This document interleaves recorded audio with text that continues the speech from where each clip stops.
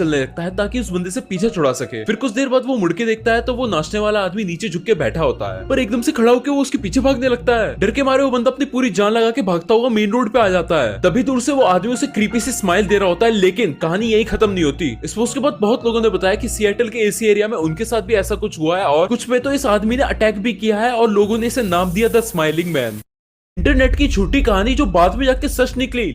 ये घटना श्रेया के साथ हुई। एक रात वो घर में सो रही थी कि अचानक एक तेज आवाज से उसकी आंख खुली। आंख खुलने पर उसने चेक किया, रूम में कोई ना था। तो उसने खिड़की से झांका एंड बाहर भी कोई ना था। बाहर सिर्फ बारिश हो रही थी। फिर जैसे ही श्रेया दूसरे रूम में गई तो वहाँ की खिड़की खुली थी एंड जमीन पर गीले पैरों के निशान थे। फिर जब उन कदमों का पीछा किया तो उन्हें अपने बेड तक जाता देखा। ये देख श्रेया घबरा गई और दौड़कर घर से भाग निकली। फिर जब पुलिस आई तो उन्हें भी श्रेया के घर में कोई ना मिला, लेकिन वो 100% श्योर थी कि घर में कोई ना कोई तो जरूर आया था। ज़ॉम्बी को कहीं एजेंट जाना था तो वो बीच रास्ते में लिफ्ट लेने के लिए खड़ा था। तभी वहाँ से एक कार गुजरती है। कार वाला आदमी सोचता है कि साला ज़ॉम्बी में इतनी अकल कब से आ गई कि वो लिफ्ट मांगने लगे। ये तो जीनियस ज़ॉम्बी है, इसे तो लिफ्ट देना ही पड़ेगा। लड़की गन लेकर रेडी रहती है। तब ज़ॉम्बी बोला डरावो नको, बहन अपने को खाली लिफ्ट मांगता। फिर वो लोग ज़ॉम्बी को पीछे की सीट पर बिठा देते हैं। फिर कार को जंगल में एक जगह रोक लेते हैं और ज़ॉम्बी उन्हें एक जगह ले जाता है जहाँ ज़ॉम्बी ऊपर की तरफ इशारा करता रहता है। ऐसे करते करते सुबह से शाम हो जाती है। तभी उस जगह अचानक पुलिस आ जाती है। पुलिस वाले आदमी को ज़ॉम्बी के साथ बांध देते हैं। फिर एक को छोड़कर सारे पुलिस वाले टनल में जाते हैं। तब टनल से गोलियां चलने की आवाज आती है। फिर आदमी और ज़ॉम्बी मिलकर इस पुलिसमैन से निपट लेते हैं। पर आदमी देखता है कि टनल से कुछ ज़ॉम्बी बंदूक लेकर आ रहे हैं। बूढ़ा बोला भागो रे, अब तो ज़ॉम्बी बंदूक भी चलाने लगे हैं। ज़ॉम्बी एक था राजा, एक थी रानी।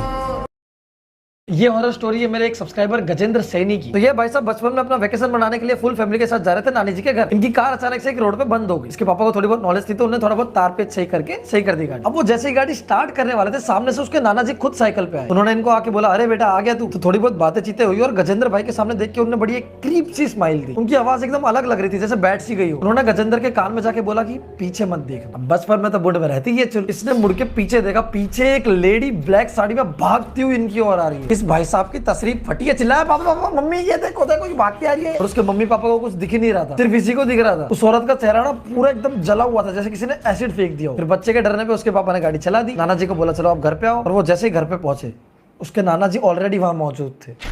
उन्होंने सब कुछ डिस्क्राइब किया, बताया क्या क्या हुआ। तो पता चला कि उस रास्ते पे छलावा होता है। और अगर आप चाहते हैं कि आपके साथ छलावा ना हो तो सीएमई जोन के चैनल को सब्सक्राइब कर दो। ये सब देखकर नर्स दीदी की हालत ही खराब हो गई। महिला मरीज बस बिना कुछ बोले उसे लगातार घूरे जा रही थी। चेहरे पर एक अजीब सी मुस्कान ली। महिला की निगाहें उस पर टिक चुकी थीं, जैसे पीछा न छोड़ने वाली हो। माहौल डरावना होता जा रहा था। तभी जब मेघा कुछ लेने मुड़ी, महिला के मुंह से अचानक कोई अजीब सी तरल चीज निकलने लगी। अब हालत इतनी बिगड़ती देख मेघा को मजबूरी में उसे साफ करना पड़ा। अगले ही पल महिला ने हाथ बढ़ा दिया और दोनों हाथ सीधे मेघा के पेट